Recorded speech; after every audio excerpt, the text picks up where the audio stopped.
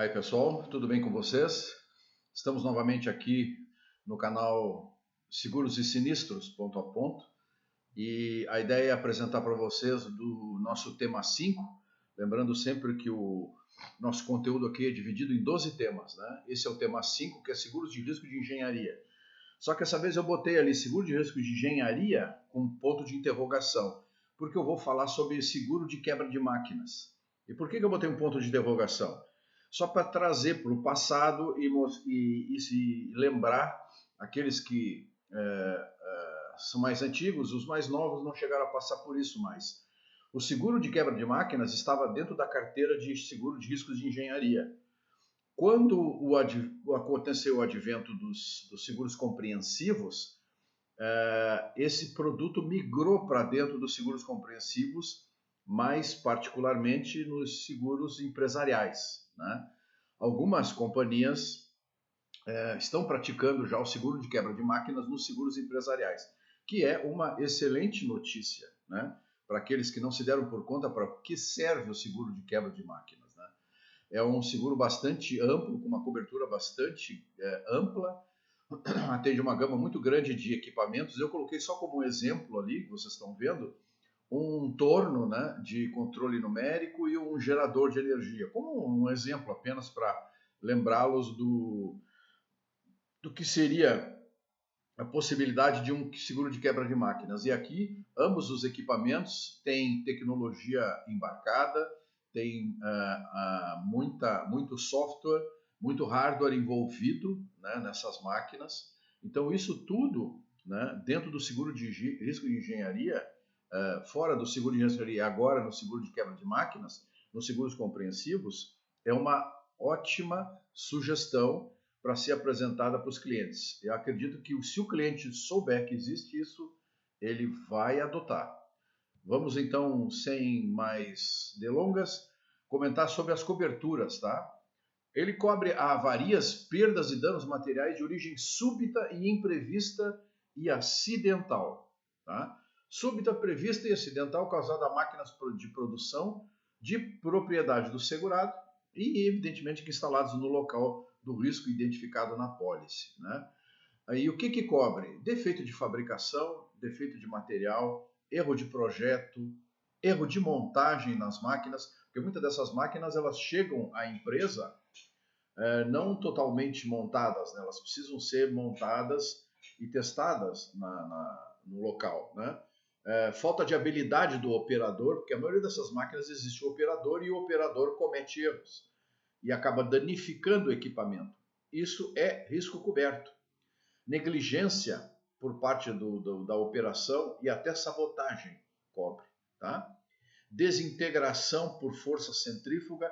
Muitas dessas máquinas têm equipamentos que são rodantes, eles têm movimentos de eixos e polias e engrenagens, e essa energia, né, transmitida através da força centrífuga pode causar quebra nesses eixos e simplesmente uma desintegração. Isso tem cobertura, tá?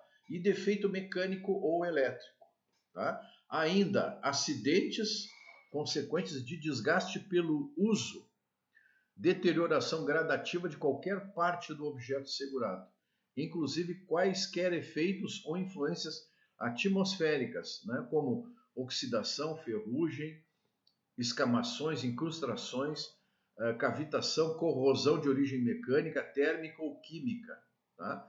Então, as hipóteses de cobertura são muito grandes, né? E encontram-se cobertos o transporte, inclusive, e a transladação dos bens segurados fora do recinto ou no local de funcionamento, né? Expressamente indicado na pólice. Então, é uma cobertura muito ampla. Aí pode, por exemplo, o colega perguntar assim, mas e a cobertura de equipamentos que existem nas apólices? Se vocês fizerem um comparativo, vocês vão verificar que a cobertura de equipamentos ela é extremamente restrita se comparada com quebra de máquinas, tá?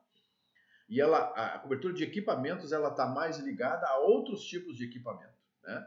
Por exemplo, computadores, né? Impressoras, né? Equipamentos de laboratório, tá? Essa área de equipamentos odontológicos, tá? São mais orientados para esse tipo de produto. Vamos ver o que de risco excluído, né? As exclusões para esse tipo de produto. Perdas resultantes de incêndio, queda de raio e explosão. Por quê? Porque dentro da apólice compreensiva nós temos a cláusula, a cobertura básica, que dá cobertura para incêndio, queda de raio e explosão, né? Perda ou dano direto ou indiretamente causado por fumaça, fuligem. Por quê? Porque existe cobertura, né, para isso dentro do produto já compreensivo, né? Também o roubo ou furto, também, né?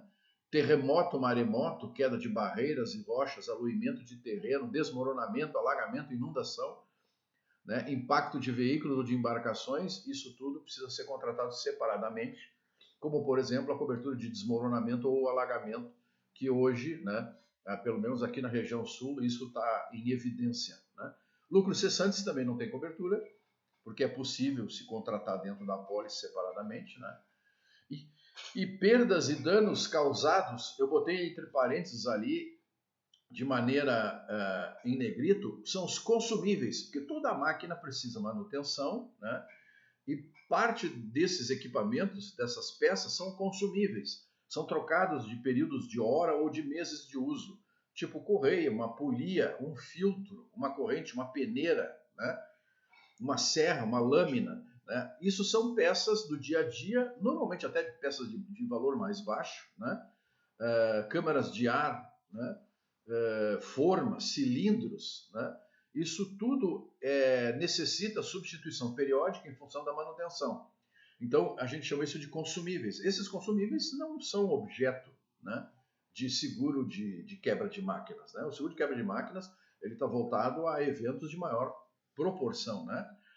Também os objetos tipo vidro, porcelana, cerâmica, tecido, são coisas também que estão ligadas aos consumíveis, né?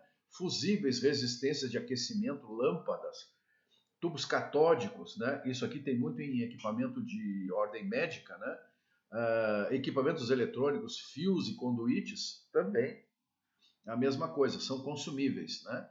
E aqui está o exemplo que eu estava dando. Qualquer máquina de computação, aparelho de raio-x, espectrógrafo, mamômetro ou aparelhos que usam materiais radioativos, né?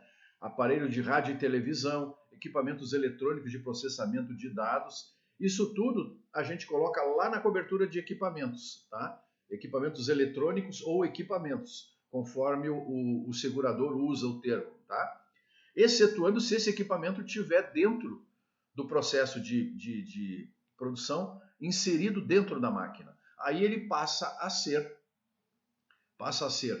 parte do processo. Tá ok? Espero que tenha sido bom para vocês a lembrança desse produto, né? E deem o seu like, façam a inscrição no canal, que é muito importante para a nossa continuidade aqui, tá? Um abraço a todos, fiquem com Deus.